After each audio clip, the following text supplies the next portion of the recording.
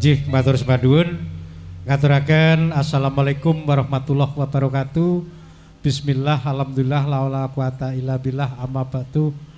Ingkang kinurmatan sedaya para kadang kakung mewah putri ingkang sami pinarak wonten ing sonten menika, kawula mboten kathah niki wektalipun sonten niki minangka saking sesulingipun Bapa Karso Sadiman anggen pundi paring panglipur ugi sedaya para pesinden lan para wiyaga anggen pundi Bapa Sadiman kalian kawula menika wonten kirang tata krama, kirang sopan santun tingkah lakunipun mumpung leres-leres menika ing dinten Riyatin nyuwun pangapunten ingkang agung dumateng panjenengan sedaya. Mila matur nuwun sanget Bapa Sadiman menika dhateng panjenengan wondene anggenipun dherekaken nyengkuyung. Mugi-mugi niki sak lamiya sak terusipun saged terus lancar semangat, muga-muga terus kathah tanggapane. Mekaten kula lan Bapa Sadiman matur nuwun atas cengkuyungan panjenengan sedaya ugi kula akhiri wassalamualaikum warahmatullahi wabarakatuh.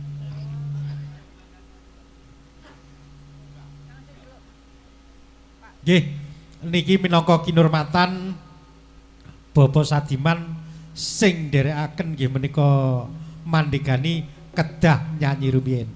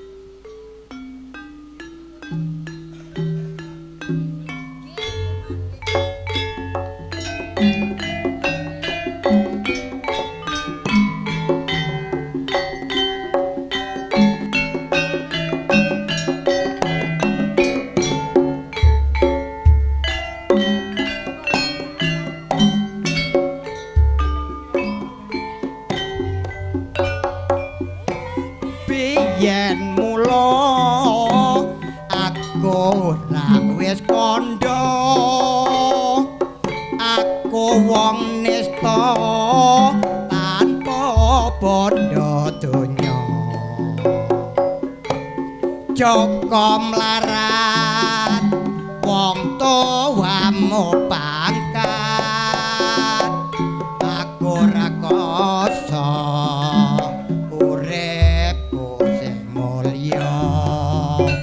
iki wis pancine kowe didhawuhke karo priya bagus sing sugi ora nyono lan ora legewo mong sliramu bako manca praja srangenge ngulon parane yen bengi rambulan jenenge esuk dele sorene dadi tempe tresno tenan kok anggap sepele srangenge ngulon parane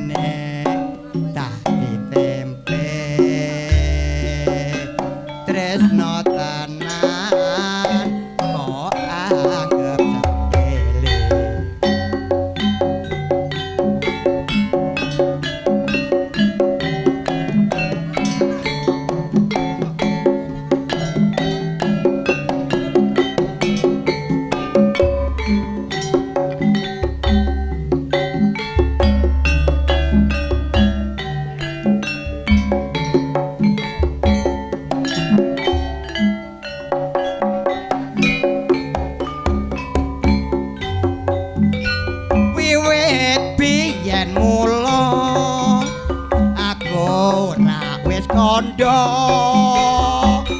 aku wong nesta tanpa bondo donya Joko mlarat wong tuwa mo pangkat aku rekoso uripku sing mulya iki wis wajine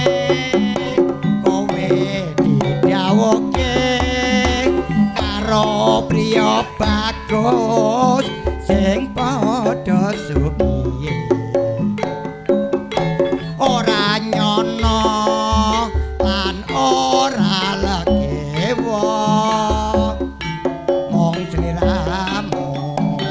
teka manca praja krangenge ngola parane yen bengi rambulan janange esok dale sorene dadi tempe tresno tenan kok anggap sepele srangenge lon parane yen bengi rambulan janange esok dale sorene dadi tempe tresno tenan abang-abang lambe nggih matur nuwun